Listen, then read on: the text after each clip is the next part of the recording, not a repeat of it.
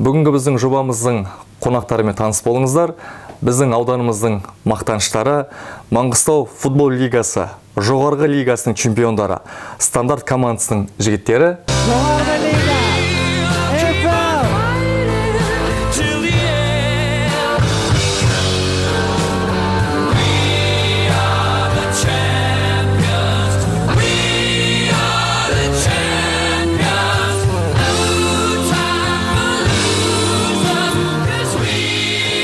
Жоғарғы лига НФЛ чемпиондары Форт Шевченко.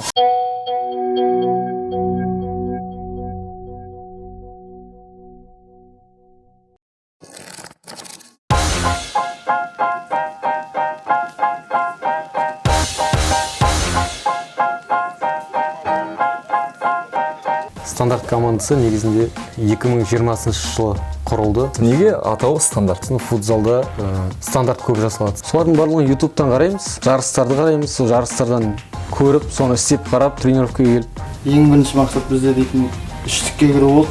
Кім қалай ойнайтынын көріп қаласың. Орныңды бірінші орында жатқасын бергің келмейді до конца. Демеушілік қолдау көрсетті ме сіздерге? Және де осы аудандық лигада біздер чемпион болдық. Облысқа жолдаманы біздер алдық. Любитель болғанмен барлығын уже профессионал ретінде түсінеді барлығы. Әркім өзінің задачасын біледі. Бұрыннан жалпы ойлағанбыз біздер. Неге түп қарағанда именно Форт Шевченконың командасы облыстан чемпион бола алмаймыз. Ол жерде күшіміз жететінін білдік, сездік. Ал жеңілістің кезінде қандай болдыңыздар? Ең қиын матчта бір поражение ұстадық. Бұл жеңісті жалпы біраз күттік қой. Армысыздар достар және арнамыздың көрермендері. Бүгін эфирде Шай Тайм жобасы.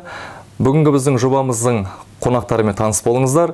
Біздің ауданымыздың мақтаныштары Маңғыстау футбол лигасы, жоғарғы лигасының чемпиондары, стандарт командасының жігіттері Сағынышбек және Жақсыбек.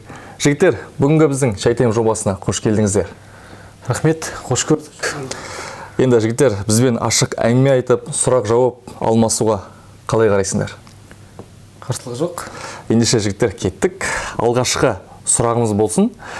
Жалпы қысқаша команда туралы айтып өтсеңдер. Қай жылы құрылды, қай уақыттан бері лигаларға шығып жүрсіздер? Біріншіден шақырғандарыңызға үлкен рахмет. Қазір ораза айы, оразаларыңыз қабыл болсын. Әумин. Стандарт командасы негізінде 2020 жылы құрылды. Бұл жерде кілең ауыл жастары. Оған дейін де осы Маңғыстау бойынша лигаларға қатысып жүрдік.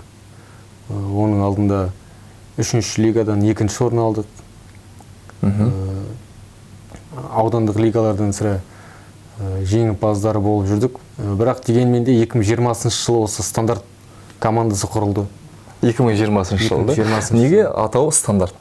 Жалпы бұл негізі футзал командасы болғасын, футзалда стандарт көп жасалады, стандарт деп айтады футбол тілімен. Соған сүйене келе, соны көп жасағымыз келіп, соған ниеттеніп, сол себепті соған арнап команданың атын стандарт деп қойдық. Жігіттер, енді келесі сауал болсын. Жалпы команданың арнайы жаттықтырушысы бар ма? Бізде командада арнайы жаттықтырушымыз жоқ. Жаттықтырушы осы арамызда өзімізде 2-3 игрогымыз бар. Үздік игроктар. Үздік игроктар деп айтуға болады. Сол жігіттер өзінің көрген, білгенін ең бірінші жаттықтырушымыз YouTube деп айтуға болады. YouTube желісінде көп салынады. Үлкен командалардың қалай жаттығатыны, ойын алды жаттығу қалай жасау керек, қандай стандарттар бар футзалда жасайтын. Солардың барлығын YouTube'тан қараймыз, жарыстарды қараймыз, жарыстардан көріп, соны істеп қарап, тренировкаға келіп, соны жарыста істеуге тырысамыз. Рахмет жігіттер, енді сіздер мен білсем, әр саланың мамандарысыздар.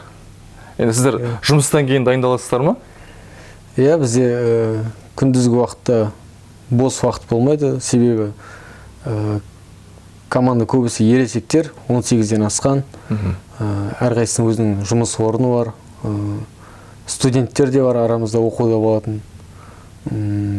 сол себепті біздер кешкі уақытта тек қана дайындала аламыз. Тек кешкі уақытта жаттығу жасаймыз. Жігіттер, осы Маңғыстаудың ішіндегі осы облыстық турнирлерге қатысқандағы ең басты мақсаттар не болды? Ең бірінші мақсат бізде дейтін үштікке кіру болды. Ең бірінші Жалпы айтқан топ 3 дейді, сол ма? топ 3-ке кіріп, лига басталған уақытта топ 3-ке кіру болды, бірақ 2-3 турдан кейін уже алдыға шығып алғаннан кейін астына түстім. 2-3 турдан кейін, іріктеле басталғаннан кейін. Кім қалай ойнайтынын көріп қаласың уже. Сосын орныңды бірінші орында жатқасын бергің келмейді до конца сосын. Осы енді Маңғыстау футбол лигасының жоғарғы лигасының чемпиондарысыңдар. Осыдан қалай жеттіңіздер? Сіздерден осы үкімет тарапынан болсын, басқа да ағаларымыздың демеушілік қолдау көрсетті ме сіздерге? Бізде демеушілік болғанда ең алдымен ауданымызда бізде жыл сайын осы лигаға іріктеу лигасын өткіземіз ауданнан. Және содан жеңген команданы Түпқараған аудандық спорт бөлімі қамтамасыз етеді. Толықтай сол спорт бөлімі қамтамасыз етеді. Және де осы аудандық лигада біздер чемпион болдық. Облысқа жолдаманы біздер алдық. Стандарт командасы сол спорт бөлімінің қолдауымен облысқа барып қатыстық. Былай жалпы спонсорство ондай жоқ десек те болады басқа. Жалпы өздеріңізді қамтамасыз етесіздер, иә? Жоқ, шындығына келгенде жоқ. Жоқ, иә? Рахмет. Енді тағы бір сауал болсын. Командада неше ойыншы бар? Сосын тағы бір сұрақ, мысалы, мен енді өзім футбол ойнамасам да, көп футбол қараймын, иә? Мысалы, үлкен футболда да былай жасалынады, мысалы, мынау бәленше команданың бірінші, былай айтқанда, составы, мынау екінші состав деп. Сіздерде солай бөліне ма бір жағынан? Иә, әрине. Жалпы негізі стандарт командасының құрамы өзімізде толық 10 адам. Толық 10 адам. Бұл жерде 2 қақпашы және полевой 8 игрок бар. Бірақ та енді жоғары, екінші сұрағыңызға айтайын. Бұл жерде бізде де футзалда да солай болады. Основной состав болады. Бірінші төрттік деп айтады футзалда. Сірә қақпашы ауыспайды, вратар. Заменяющий екінші вратары бар, бірақ основной бірінші вратар тұрады. Содан ойын басталғасын бірінші төрттігіміз бар. Бірінші төрттік постоянно солай бастаймыз өзіміз. Бірінші төрттігіміз ойнайды. Қалған төрттік ойынға қарай ол ауысады.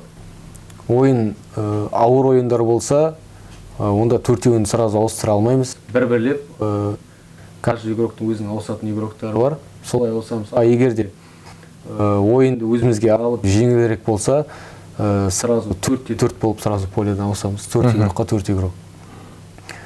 Енді былай үлкен турнирлерге, мынандай лигаларға келгенде ұзақ уақытқа кетеді. Мына лиганың өзі 3 айға жақындайтын уақытты өтті. Бұл жерде травма болуы мүмкін.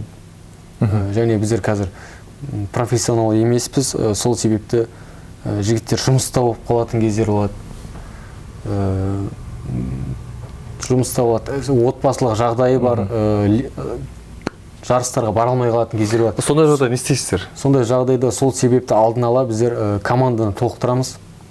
Адам санын көбейтеміз. Өзімізге тағы игроктар іздейміз, игрок қосамыз. Жалпы команданың капитаны кім? Жігіттер сіздерде? Команданың капитаны мен қазіргі таңда. Жақсыбек? Бұл вице-капитан? Вице-президент. Играющий тренер деп айтуға болады. Қазір сондай бар. Играющий тренер дейді. Өзі жаттықтырушы, өзі игрок поледа. Сол сияқты Жақсыбек бар. Аманжол дейтін жігіт бар. Араларың үздіктерің, иә? Араларымызда кеше осы лигада үздік ойыншы атанды. Осы екі жігіт бар. Играющий тренер деп айтуға болады. Бұл жерде әр жігіттің, жалпы командада әр жігіттің өзінің орны бар. Атқаратын рөлдері бар. Сіздерді қалай, бір ойыншыға бағын ойнайсыздар ма, әлде? Командалық ойын бұл жерде. Ойынның алдында бәріне айтылады, кім қалай жасау керек, кім не істеу керек поляда. Жігіттер оны любитель болғанмен барлығын уже профессионал ретінде түсінеді барлығы. әркім өзінің задачасын біледі. Жарайсыңдар. Енді жігіттер, енді жалпы осы лига Маңғыстау футбол лигасының ең жоғарғы лигасы. Жоғарғы лига жоқ, содан кейін бізден жоғары суперлига дейді. Суперлига деген бар. Енді алдағы уақытта сол лигаға шығасыздар ма? Осы лиганың чемпионысыңдар ма? Чемпион болып, енді суперлигаға шықтық бұйырса. Келесі жыл суперлигада ойнаймыз. Сәттілік жігіттер, жарайсыңдар. Рахмет. Одан кейін жалпы да республикалық турнирлерге шығуға Республикалық турнирлерге шығуға ой бар, бірақ оған енді ең бірінші мәселе қаражат мәселесі керек бізге. Бәрі қаражатқа келіп тіреледі. Қаражатқа келіп тіреледі жоғарғы жаққа барғанда. Потому что бұл жерде ең біріншіден взносы болады. Сосын республикалық турнирлер Ақтау қаласында емес, жоғарғы жақтарда болады. Қазіргі таңда алдымызда Атырау қаласында өтетін болады. Оған енді қазір спонсорство іздестіріп жатырмыз. Бұйырса барамыз деген ниеттеміз, Алла қаласа. жігіттер, енді сіздер бірнеше турнирлердің, былайша айтқанда, жеңімпаздарсыздар. Осы жеңіске жеткен жетістіктердің ішіндегі ең қымбат медаль қай медаль деп айта аласыздар? Ең қымбат медаль осы қазір соңғы алған медаліміз. Маңғыстау футбол лигасының ең жоғарғы лигасы. Жоғарғы лигасы. Бұрыннан жалпы ойлағанбыз біздер. Сол неге Түпқарағанның именно Форт Шевченконың командасы облыстан чемпион бола алмаймыз. Сөйтіп мақсат қойдыңыздар ма? Мақсат қойдық. Жалпы ең бірінші мақсатымыз бұл жерде жоғарғы лигада үштікке кіру болған. Мана айтты ғой, жақсы. Ол жерде күшіміз жететінін білдік, сездік. Сонымен соңына дейін күресіп алып шықтық. Қазіргі таңда ең өзімізге күшті атмосфера берген, жігіттерді жігерлендірген деп айтсақ та болады. Осы кубок. Мотивация берген осы кубок, жарайсыңдар. Жарайсыңдар жігіттер. Енді жеңістерің көп болсын алдағы уақытта. Жігіттер, жалпы бұл ойын болғандықтан жеңіс пен жеңіліс қатары жүреді. Енді мен білетінім, енді жеңістің кезінде атмосфера бөлек болады, енді, ал жеңілістің кезінде қандай боласыздар? Жеңілістің кезінде әрине ауыр тиеді негізінде. Жігерленесіздер ма жеңілгеннен кейін? Бізде жалпы осы лига бойынша айтып кетсем де болады. Нешінші турға дейін бізде 13-ші турға дейін ба? Поражение болған жоқ бізде. Кілең жеңіс және тең ойындар болды, ничья ойнадық. Бірақ бір маңызды сәтке келгенде уже турнирный таблицада алда бестікте бөлек шыққан кезде біздер уже очколар бәрінде бетіп келатыр, бірдей болып келатыр. Сол кезде біздер ең қиын матчта бір поражение ұстадық, поражение алдық. Жеңіліс алдық. Жалпы негізінде ауыр дейді командаға. Бірақ жігіттер ешқашан түскен жоқ, түсірген жоқ өздерін. Одан сайын командада ешқандай бір-біріне айқайласатын ондай ешқандай не болған жоқ. Керісінше жеңілісті көргеннен кейін алға қарай ұмтылдық. Уже енді жеңілуге болмайтын сезді балдар. Дәл солай сол қарқынмен қалған ойындарды түгел жеңіп жеңіске жеттіңіздер. Жалпы осы турнирде неше тур ойнадыңыздар? Бұл турнирде 16 тур, 12 команда болды. 12 команда болды. 11 круг барлығымен ойнап шыққаннан кейін бұл жерде басында тұрған 6-лық қайта ойнайтын болды. Круговой. Қайтадан бір-бірімен кездеседі. Және бір ұпай сол күйінде қалады, ұпай сол күйінде қалады. Ары қарай тағы 6-лыққа уже төмендегі атқан командаларға шанс ретінде қайтып 6-лықта ойнатылды. Сол 12 команда 11 тур ойнайсың. Осы плей-офф бар. Бірінші орын мен 6-шы орынның арасында. Сол жерде 5 тур ойнайсың, 16 тур ойнайсың. Сол барлығында жеңіске жеттіңіздер де? Ал сол 6 команданың ішінде 6 команда ойнағанда плей-оффта 6-лық қалған кезде жаңа бір поражениені ұстадық. Бір поражение. Жеңіс, былай айтқанша. Қалған жеңдік. Қалған түгел жеңдік. Неше ұпаймен жеңіске жеттіңіздер? 33. 33? 33 ұпай.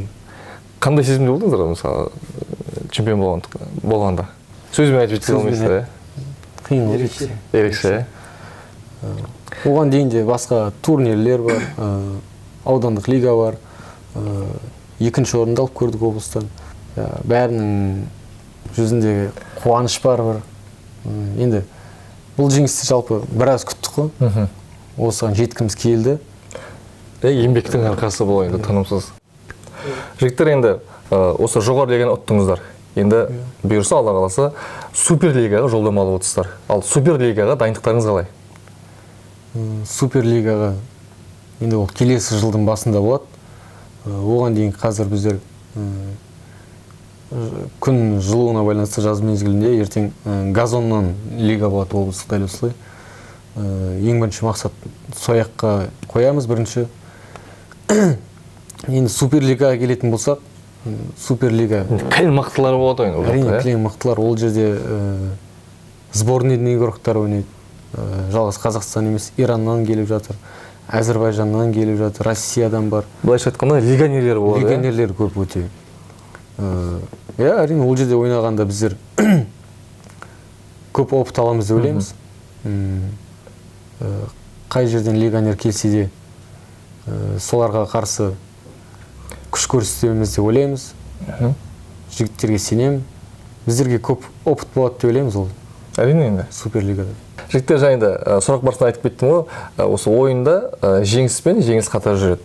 Жалпы осы ойын барысында ең ірі есеппен ұтқан сәттерің және ең ірі есеппен ұтылған сәттеріңіз болды ма? Болды. Ең ірі есеппен ұтқанымыз JF Академия. Өзеннің командасы JF Академия. 9-3 бет. 9-3 есебімен ұттық. Ұттыңыздар да 9-3? 9-3. Жеңілген есебіміз жаңа айтып отырдық қой, бір жеңіліс таптық деп.